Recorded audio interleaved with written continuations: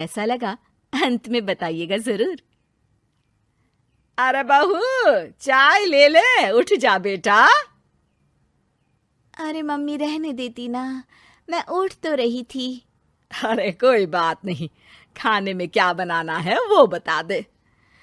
देख लो माँ, कुछ भी जो ये कहे बना लेते हैं। बेटा, मैंने तो जो सब्जी थी वो काट दी है, तू बस रोटियां बना लेना। ये हर रोज सुबह का सीन था ममता के ससुराल का।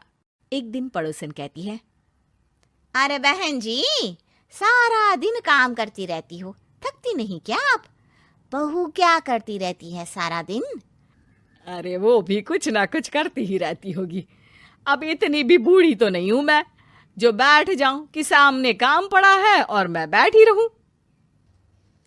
अरे लेकिन बहू की तो आदत खराब हो जाएगी जब सारा काम आप ही कर दोगी।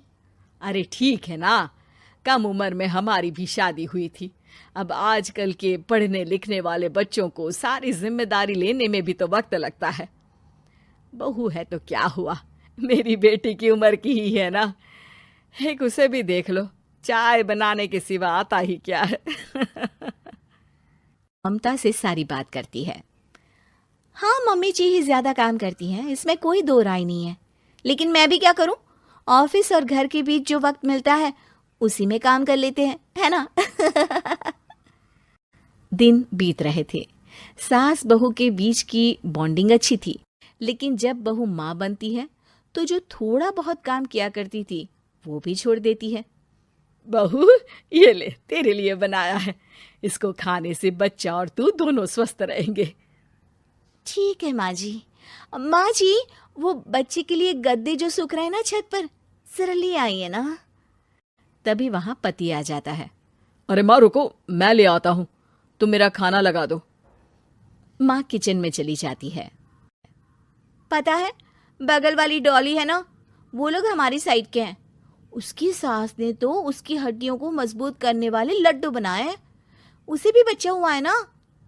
पता नहीं मम्मी जी क्या पानी सा उबाल कर दे देती है, मैं तो बस वही खा लेती हूँ। अरे तो तुम्हारे साइड बनता है तो तुम अपनी माँ से बोल दो, वो बना देंगी। आहा, माँ की तबीयत ठीक नहीं रहती, तुम जानती हो ना, कैसे बनाएंगी वो। अरे क्या हो गया सासू माँ को? कल तक तो फेसबुक में किटी की फोटो डाल रही थी। अच्छा अच्छा, चुप रहिए। डॉली की सास ने मनाया है, तुम लोगों का भी तो फर्ज बनता है। तभी वहां सास आ जाती है।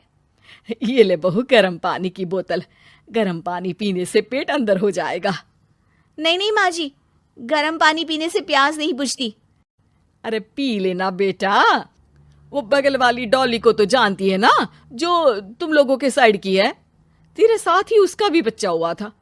बेचारे का कोई ख्याल रखने वाला नहीं, सारा काम करती है और रात में बस एक लड्डू खाकर सो जाती है। पेट तो लटक ही गया है और बच्चा तो कितना कमजोर सा है उसका। अच्छा माँ, क्या बात है, डॉली की ये हाल है? क्यों मैडम, क्या कहना है आपका? अब पता है मुझे, किसी के पास मेरी सास की तरह सास थोड़ी ना है। नहीं नहीं बेटा, ऐसा नहीं है। मेरे लिए तो तुम सभी मेरे बच्चे जैसे ही हो।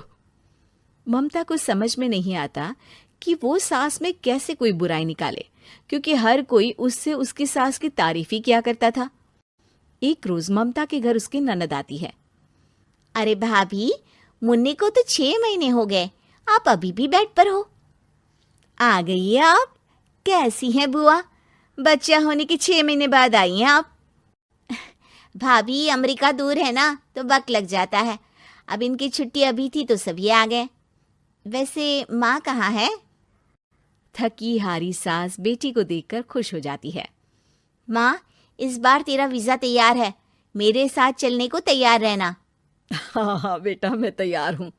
अरे ऐसे कैसे माँ, मैं कैसे मैनेज करूंगी? कैसे मतलब? जैसे मैंने किया अमेरिका में, आप इंडिया में कर लेना।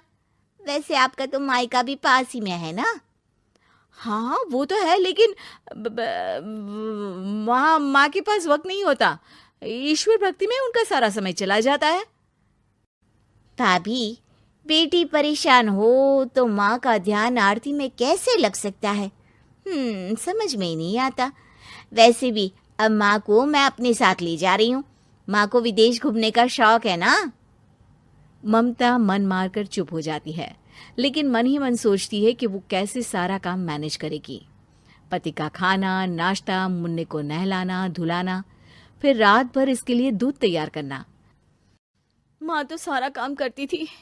हे भगवान, ना भाई ना। क्या हुआ भाभी? क्या सोचकर ना भी ना कर रही हो? अरे कुछ नहीं, बस बच्चे के बाद से ही कमजोरी ज्यादा हो गई है ना, तो अचानक से बड़बड़ाने लगती हूँ मैं। अगले दिन ममता अपनी माँ को फोन करती है। राधे राधे। माँ मैं क्या करूं, मेरी सास तो अमेरिका जा रही है बेटी के पास। अब घर का सारा काम, बच्चा, सब कैसे मैनेज करूंगी। तू आ जाना माँ कुछ महीनों के लिए मेरे पास। अरे ना ना ममता, मेरे बस की बात नहीं है काम धाम। अरे तू तो जानती है ना, मैंने तो तेरे भाई की शादी भी गरीब गांव की लड़की से इसीलिए ही की थी कि वो चुपचाप घर का सारा काम करे। वैसे भी अब तो आदत भी नहीं रही मेरी काम करने की।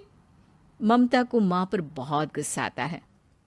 ठीक है माँ, देख लूंगी मैं, लेकिन मेरी मुसीबत के वक्त आप मेरा साथ नहीं दे रही है, अब भूल जाना मुझे। ममता गुस्से में आकर फोन रख देती है और रोने लगती है, लेकिन बेचारी करे भी तो क्या। अब सास और ननद दोनों घर का काम करते, नेहा आराम करती, लेकिन अब आराम में भी उसे चिंता रहती। और फिर वो दिन भी आ जाता है जब ननद का जाने का वक्त आ जाता है। भाभी मैं जा रही हूँ, अपना और मुन्ने का ख्याल रखना। ममता सास को देखती है और गले लगकर रोने लगती है। माँ जल्दी आ जाना। सास मुस्कुराकर कहती है, कहाँ से ममता, मैं कहीं नहीं जा रही। मैंने देखा कि मेरे जाने की बात से ही तू परेशान हो गई थी, इसीलिए मैंने अपना जाना कैंसिल कर दिया है। तू चिंता ना कर, मैं तेरे साथ ही रहूंगी। ममता को अपनी माँ की बात याद आती है कि कैसे उसके कहने पर भी ममता की परेशानी को समझने की बजाय उसने मना कर दिया, जबकि सास ने बिना कुछ कहे बहू की समस्या पढ़ ली। हाँ माँ, हम सब साथ चलेंगे बाद में दीदी के घर अमेरिका। आज से आप रानी बनकर रहना और मुन्ने को देखना।